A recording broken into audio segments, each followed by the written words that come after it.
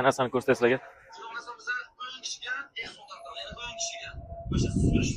Bizlar ehson tarqatib olmaymiz, lekin mashinangizni tekinga reklama qilib berishingiz mumkin. 2023-yildan keyin bu statistika, faktik statistika, GM mashinalari ichida eng ko'p sotilgan mashina bu Cobalt bo'ladi. GMning hozirda o'sha legendarniy zavod qilib turgan mashina aynan Cobalt. O'zbek xalqining eng yaxshi ko'rgan mashinasi menimcha Cobalt bo'lsa kerak. Aynan siz uchun qaysi? Cobalt, Gentra, Nexa yozib keting.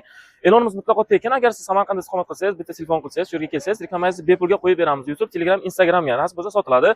Mashina 2022-yilda ishlab chiqarilgan LTZ pozitsiyasida klassikaga keladigan bo'lsak, mutlaqo toza, kapotlari tosh demagan, yaxshi holatda turibdi. Faralar almashmagan, led emas. O'sha zamonaviy talabga hammasiga javob beradi. Chunki Cobalt ishlab chiqarishda to'xtamagan, shuning uchun hali led qo'yish mumkin emas. Sababi jarimasi bor. Diska razmeriga keladigan bo'lsak, 17 razmerda adashmasam, juda ham chiroyli, yaxshi holatda diskacha turibdi. Balon yangi holatda, yomon emas. Endi mutlaqo nima bo'lyapti? Kraskasi toza, shunisiga ham bitta maza qilib o'tasiz. Salon holatiga keladigan bo'lsak, marhamat, Ashkadan boshlab yaxshilab ko'rsatib o'tasiz. 58 ming kilometr mazmun bosib o'tibdi. Monitorchasi bor ekan, Tesladan 4-pakelini, propani bor ekanligini ko'rsatib o'taman buni.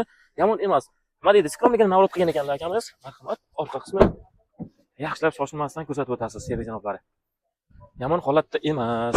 Endi Cobaltning diskasini bitta yana ko'rsating, orqa tomon diskasini. Yomon emas, o'ziga yarashib turibdi, menimcha. Fikringizni yozib qoldiring. Orqa qismini yaxshilab ko'rsatib o'tasiz. Tiniq holatda, menimcha polirovka qilingan, sababi zavodga holatda mashina bunaqa yaltirab turmaydi. Bagaj holati, endi gapirmasam bo'ladi. Cobaltning bagaji bu bir xonali uy. Mana bu yerda propan tabletkasi turibdi. Endi akalar, hammaga qiziq joyi bu narxi bo'lyapti. Qaranglar, toshkasini qo'yamiz, deymizmi yo'q, toshkasi emas, 10.600 dollar, yana savdosi bor. Endi men nomdan chiqsalaring, avtolayt nomdan chiqsalaring, kelishtiradigan joyi bor. Shu o'rinda kirib kelgan Ro'za Ramazon oyi hammaga muborak bo'lsin. Endi oilaviy tanlovlaring, tanlovda istiqomat qilsalaring, shu Fay supermarketga maqtab ketamiz. Bu yerda gul magazin ham bor, Tabrig'uz jamoasini ham shu o'rinda atmetga qilib ketamiz. Kimga Cobalt qiziq bo'lsa, telefon raqam pastda bo'ladi. Primer egasidan telefon qilasizlar, baraka qilasizlar.